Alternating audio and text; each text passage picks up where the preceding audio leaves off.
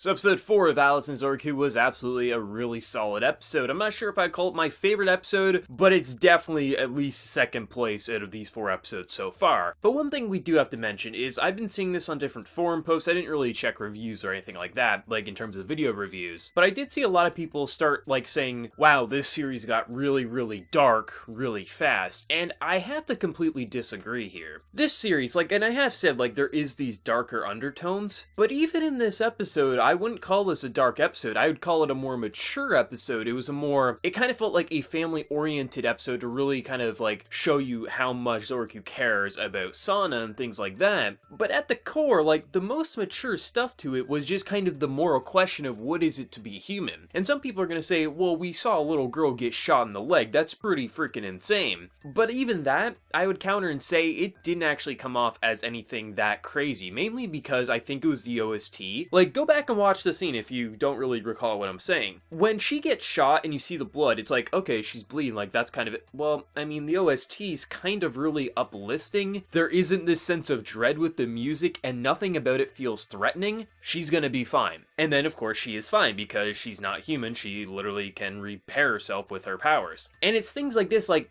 the episode was great, but that scene in particular, like where she gets shot, I thought was poorly done, mainly due to the fact that it was the OST, I think, is the main culprit of just making it feel almost like a slice of life scene, but we just witnessed a girl get shot in the leg. That's a little weird. But the episode was actually really good when we removed just my one negativity for that, but it's just a really, like, I don't know why so many people are thinking this is an insanely dark series, when in my opinion, it's a more cute and family-oriented show, kind of doing a, like, it has like a similar vibe in my opinion of like Interviews with Monster Girls, in the sense that we have out-of-place characters in an ordinary setting who are trying to like kind of merge into modern society. Of course, there is this darker undertone to it, but at the core, this little girl just wants to be a human, but she is actually a monster, and this old man is willing to accept her into her family. It's kind of like the same idea, just executed a bit differently. Maybe I'm the only one thinking that, but that's how I feel anyway. But what I really liked is anytime when a series pushes a moral question of like, what is it to be human? Truly, what is it to be human? As we learn that this little girl isn't a little girl at all, which it's been speculated, like, who exactly is she? She seems different. She's the only one who can use, like, literally unlimited power, where everyone else has one thing that they can manifest, whereas Sana literally can do everything. And it gets confirmed, we don't know exactly. She could be an alien, she could just be a god, she could be, you know, just a spirit that manifested into this body, but at the core, she isn't human, and that's why, you know, this facility's like, we can't have this beast, this monster in a modern society. It just can't work. Two different species can't coexist, whereas we have Zouroku saying, like, why the hell not? And that's exactly how I feel. Why the hell not? And it's like, she literally acts like a normal girl. She has no malicious intent. Everything that she's done in terms of causing trouble, she never does it, you know, willingly. It's just she has kind of like the mentality of a little girl. They get wrapped up in issues, and she needs a good parental figure. If you just trap her in this facility, then she's just going to become that monster that you're trying to hide away. But you can actually understand, like, coming from their side,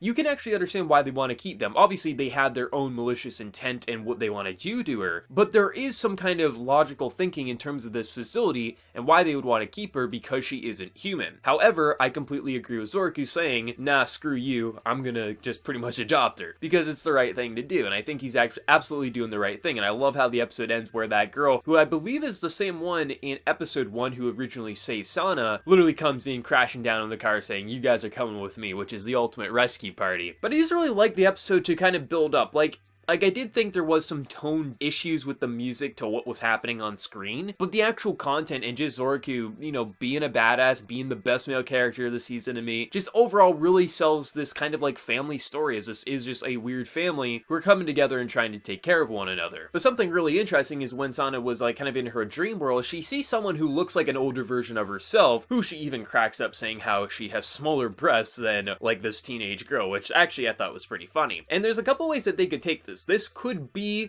Sana's true form. Maybe it's going to be her adult form. Maybe it's, you know, her sister or something like that. They got a couple of ways that they can take it, but it did serve a purpose and raise some question as what exactly is this girl? Is it the character? Is it a new character? Like, what exactly is happening? But overall, I just thought, you know, visually to everything that was happening, like, there was some pretty basic facial expressions on some of the characters, but at the core, this was a pretty solid looking episode. Like, the only CGI was once again with the cars driving, and since we're not in this big scene where everything's CGI, the cars stars didn't even look that off when they were using CGI. This series is really solid. You know, it's not my favorite of the season, but it's something I'm always interested to watch every single Sunday, seeing what's going to happen. Are they going to go more cutesy? Are they going to go a bit more mature? But at the core, I don't consider this to be a super dark or, you know, edgy series. I don't think it's ever going to become that. I think there is going to be these darker and more mature elements, but at the core, we have this little girl who's, you know, just trying to be a little girl, and we have an old man willing to let her have that life, you know? I think at the core, we're going to have a pretty sweet series by the end. But let me know your thoughts down in the comment section below. Did you love the episode? Did you hate it? And what was your favorite moment in the episode and why? Before you leave, hit the like button, show your support. If you're new to the channel, be sure to subscribe. So until next time, everyone, please take care and have a good one.